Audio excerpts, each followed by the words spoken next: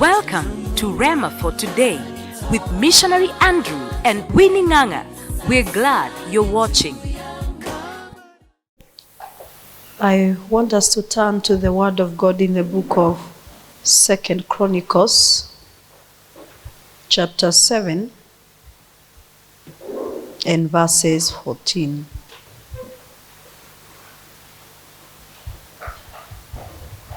It's a verse we know, but I want to believe that the Lord will minister to us.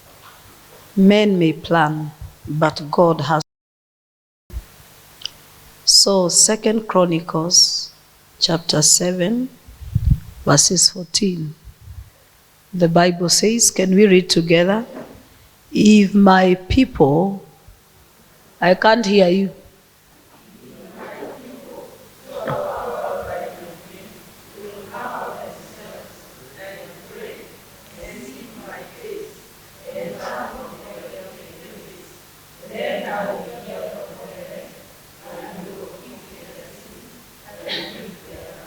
Praise the name of the Lord. So, I want to look at self-humbling. Self-humbling. Because it is key for God to answer our prayer. Bwana Yesu asifiwe. Ni ya muhimu na iko mstari wa mbele katika Bwana kujibu maombi. Neno la Bwana linatuambia ya kwamba hili lilikuwa ombi baada ya Suleimani kuomba. Haya ndiyo majibu Mungu alimjibu. Bwana Yesu asifiwe. Akamwambia, ikiwa watu wangu walioitwa kwa jina langu watajinyenyekeza, they will humble themselves and they will pray and seek my face and turn from their wicked ways. And when you look at those words that God has said there, the order to God is very important. Mungu si Mungu wa madhogodhanio. Ana mpangilio na ana njia ya vile ambavyo mambo yanapaswa kufanywa. Bwana Yesu asifiwe. Na unaona jambo la kwanza hapo anasema, if my people humble themselves. Praise the name of the Lord. So, humility, it is key in prayer. Very, very key. And without humility, you cannot pray the right prayer. And you cannot be able to seek the face of God. And without humility, you cannot be able to turn away from your wickedness. So, order is very important. Kiburi ndicho hukataza wanadamu waombe. Maana unyenyekevu unaonyesha jinsi ambavyo unaegemea Mungu na unamtumainia Mungu. Maisha ya Kristo yote yalikuwa maisha ya maombi. Kwa sababu gani? Alimtegemea Mungu 100%. Na ndiposa because Jesus knew he had to do it God's way, na hakukuwa njia nyingine. Ndio hata wakati ambapo alikutana na mtihani mkubwa sana wa wokovu wa dunia, ilibidi aombe ili mapenzi ya Mungu yafanyike. Kwa sababu alijua mapenzi ya Mungu ndio kilikuwa kitu cha pekee cha kumsaidia kufikia mapenzi ya Bwana. Na ndiposa tunaona hata Gethsemane alilia, akaomba. Alijinyenyekeza, akaomba. Kwa sababu alijua ni mapenzi ya Bwana. Na pia kumtafuta Mungu. Kwa sababu ni Mungu anayejificha. God is not readily available. Sometimes anajificha kwa sababu anatamani tumtafute. And in the process of seeking him, we learn many things. Praise the name of the Lord. Ndiposa when we have him, we will not take him for granted. Because we have paid the price of seeking him. Amen.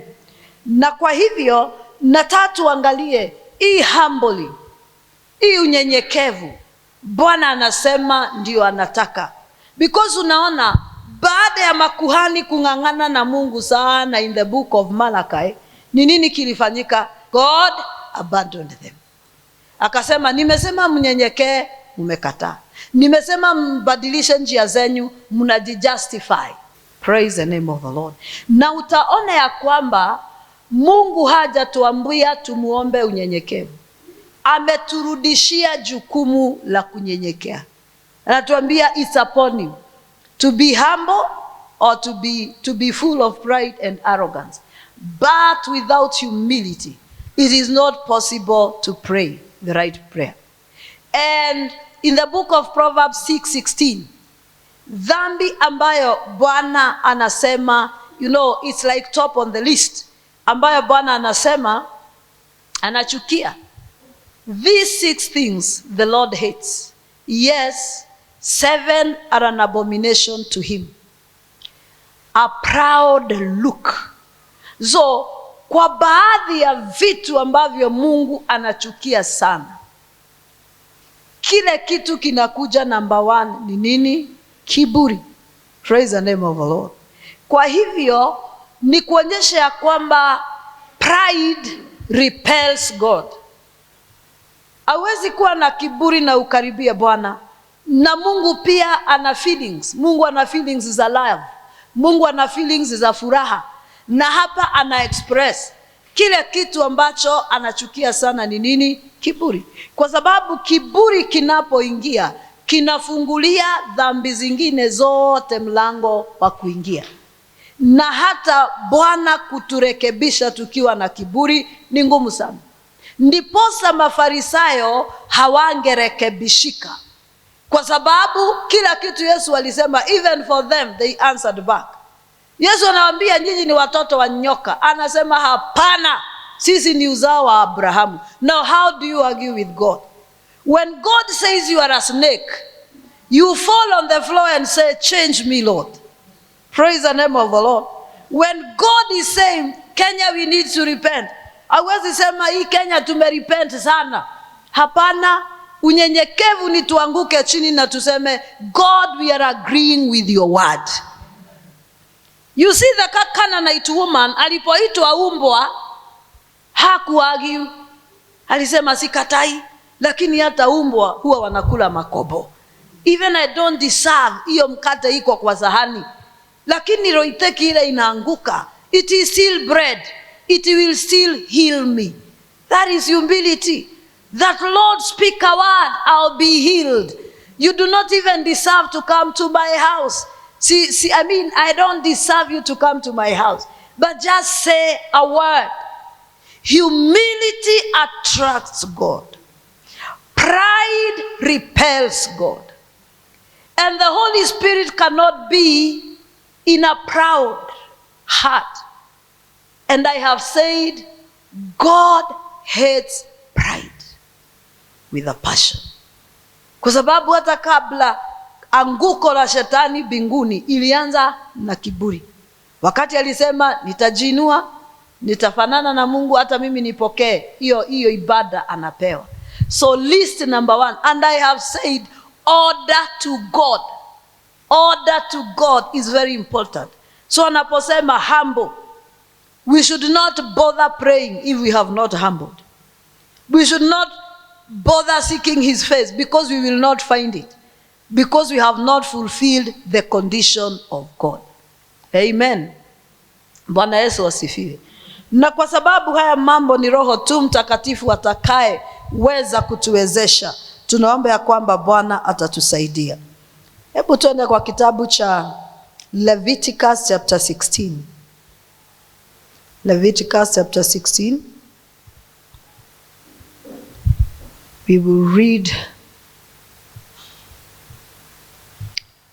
Okay. Unaona shida ya ukuhani hapa tu? Kwa sababu Bwana anasema ni ukuhani unatawala. Ni ukuhani una determine the temperatures of the nation.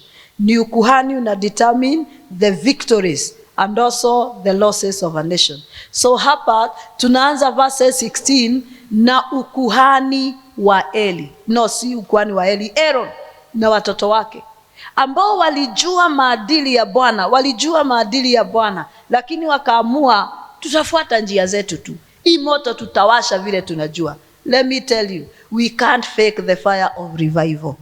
If it is to come, we should follow the God ordained way.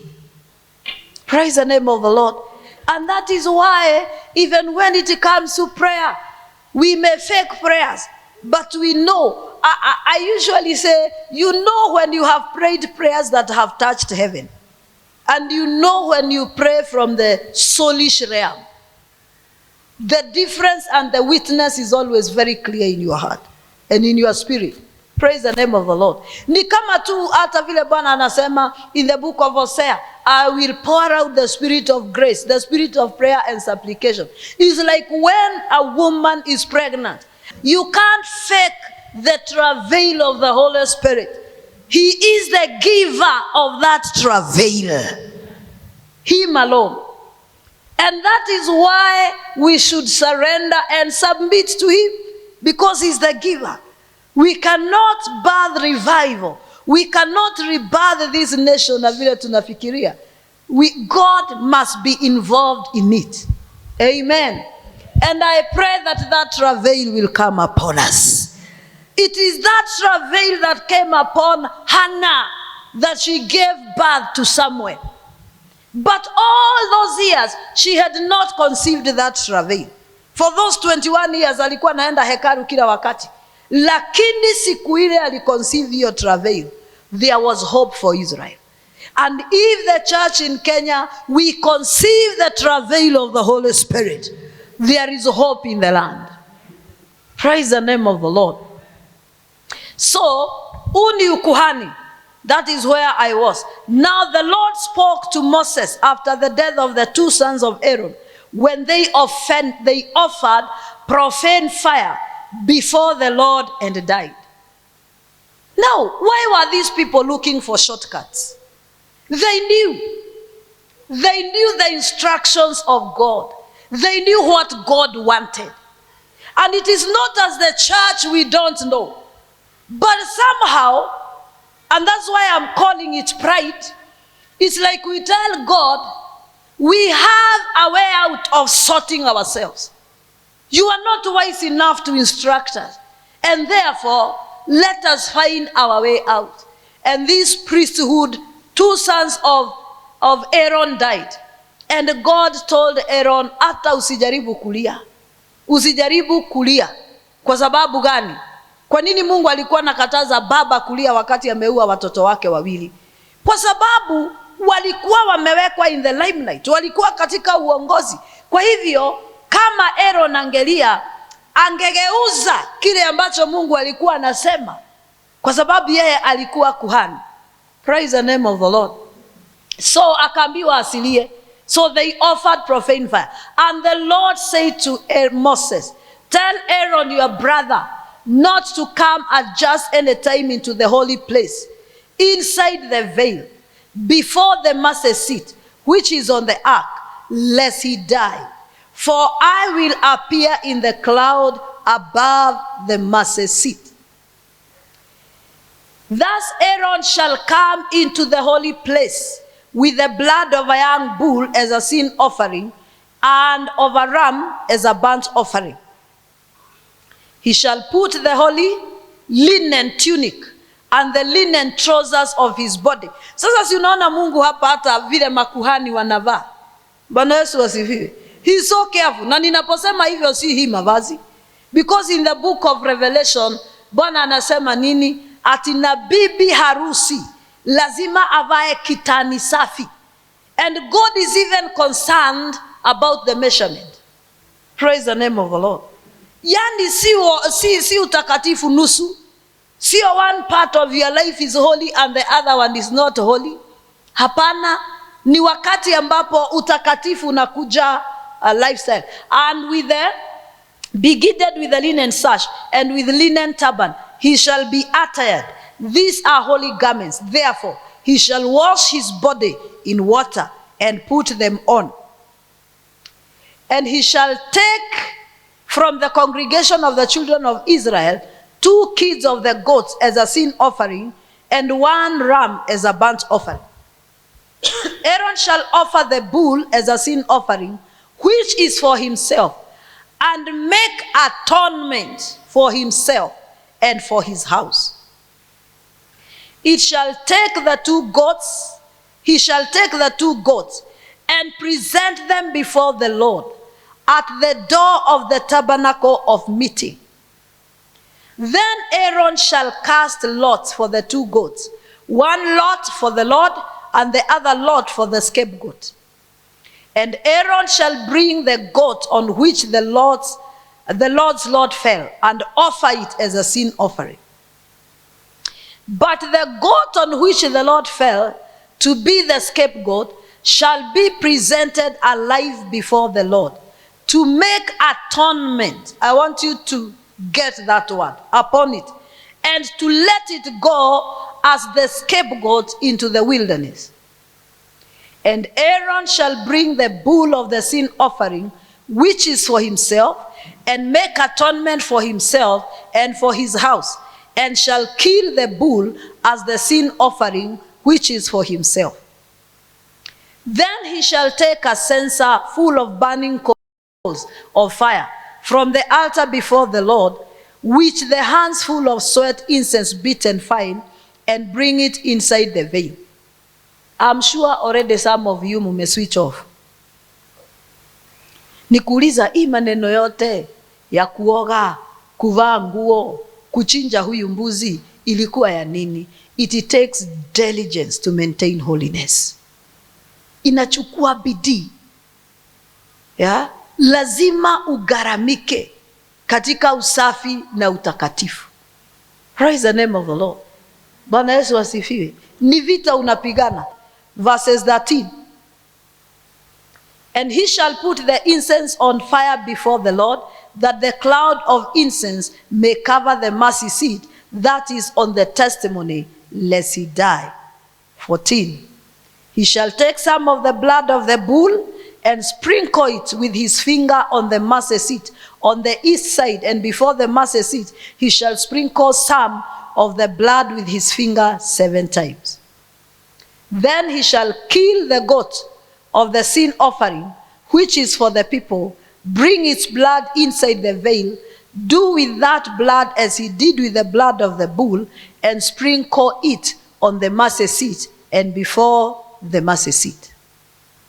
So he shall make atonement for the holy place because of the uncleanliness of the children of Israel, and because of their transgressions, for all their sins.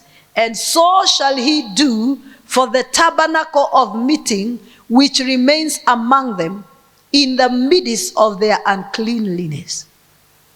There shall be no man in the tabernacle of meeting when he goes in to make atonement in the holy place until he comes out, that he may make atonement for himself, for his household, and for all the assembly of Israel.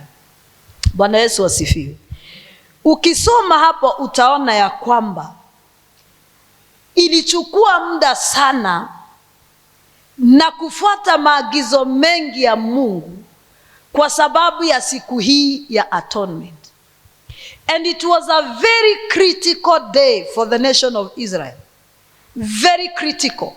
Kwa sababu in verses 29, Bwana aliambia Musa, the day of atonement, this shall be a statute forever for you. In the 7th month of the 10th day of the month, you shall afflict your souls. You shall afflict your souls.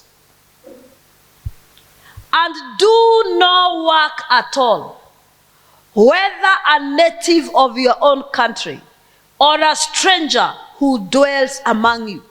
So, the day of atonement, it was a day of self-affliction. Praise the name of the Lord. Ilikuwa siku ambayo Mungu alikuwa ametenga kwa sababu ya Israeli. Na nimesema affliction is a very strong word.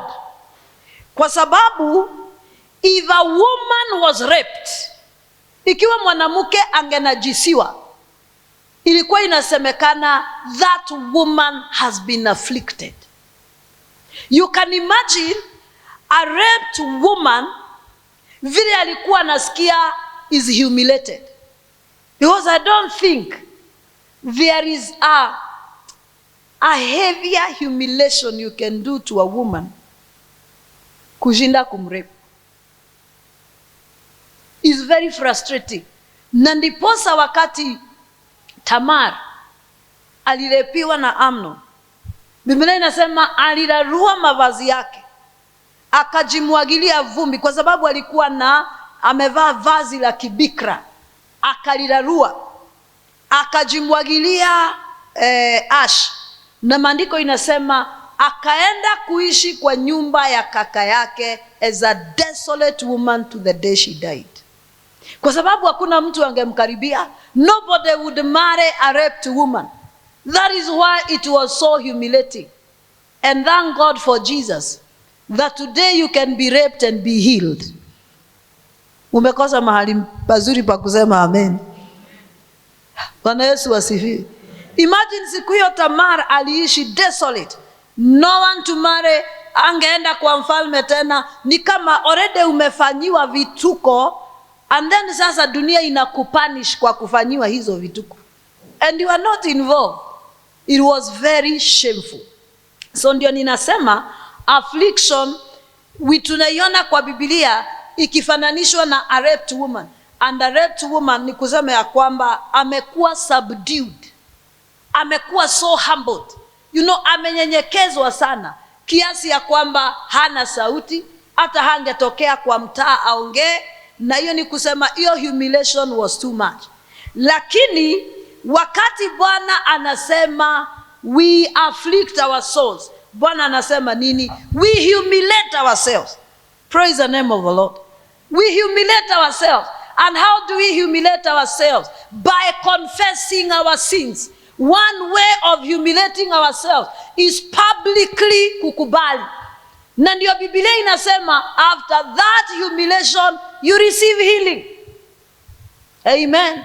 Lakini wakati unafunika dhambi, Biblia inasema hautanawiri. Na Biblia inasema hauwezi, you cannot prosper. He who covers his sins will never prosper. Daudi alijaribu kufunika na haikufunikika, kwa sababu hauwezi funika dhambi. Dawa ya dhambi ni kuungama. Amen. So we subdue ourselves. We humiliate ourselves. So nilikuwa nasema hii mambo ya affliction. So the day of atonement was a very special day. Kwa sababu ilikuwa siku ya kujinyenyekeza. Ilikuwa siku ya kujihumiliate kwa taifa la Israel. Na hii siku, it was determining whether Israel will get into a season of mercy or being abandoned by God. Ikiwa Mungu angekubali hii sadaka yao, ilionyesha ya kwamba wameingia majira ya rehema. Na ikiwa Mungu angekataa sadaka yao, ilikuwa inamaanisha mwaka mzima watakaa bila Mungu na dhambi zao. That is why they were so careful to kukumbuka hii siku.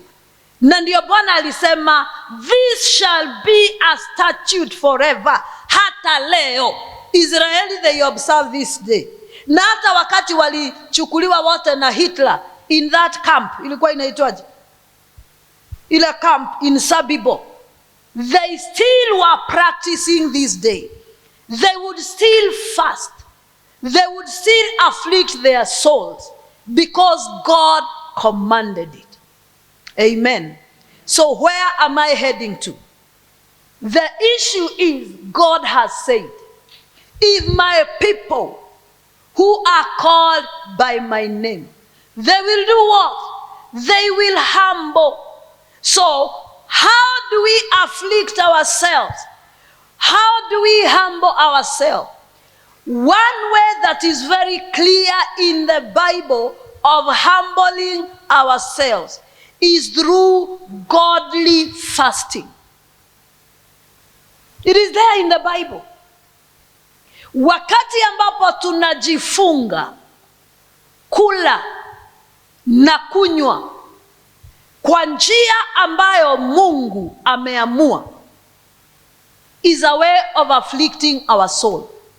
And when we are talking about our soul, we are talking about our will, our intellect, and our emotions.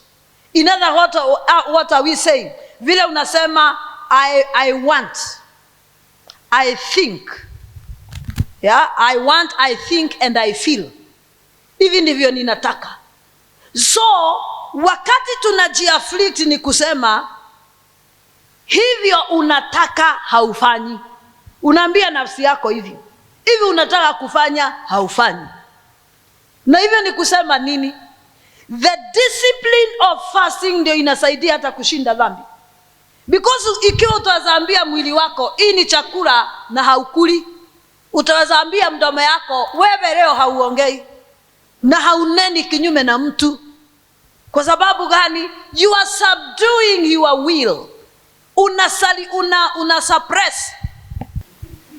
Bwana Yesu asifiwe. Afflicting your soul. Na Bwana anasema nini? It is a way how we humble ourselves. Psalms 35 verses 13.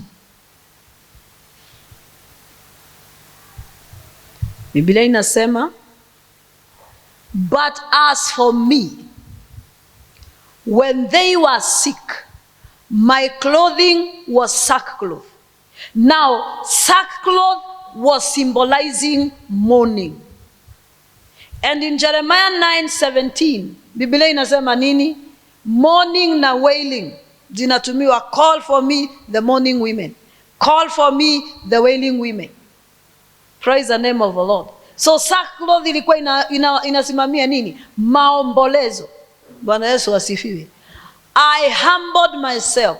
So mourning and humbling go together. Na ndio hata in the book of Zechariah inasema, they will see the one they pierced and they will mourn for him. Praise the name of the Lord. Watamulilia. I humbled myself with fasting, and my prayer would return to my own heart. Praise the name of the Lord. So, njia moja ya unyenyekevu ni wakati ambapo tunafunga na kuomba, na Yesu anasema sio kufunga na kuomba ile style ya Mafarisayo ili uonekane.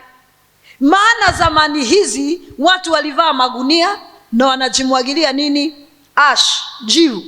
Lakini New Testament Yesu anasema, ogeni, vaeni nguo na mjipake mafuta, ili kusiwe na mtu hata mmoja ambaye atajua kile ambacho mnafanya. Bwana Yesu asifiwe. So we are saying the primary way to do it, the primary way to humble ourselves is when we fast. The godly way. Praise the name of the Lord. When we afflict our soul, when we humiliate ourselves and ask God for mercy. Praise the name of the Lord.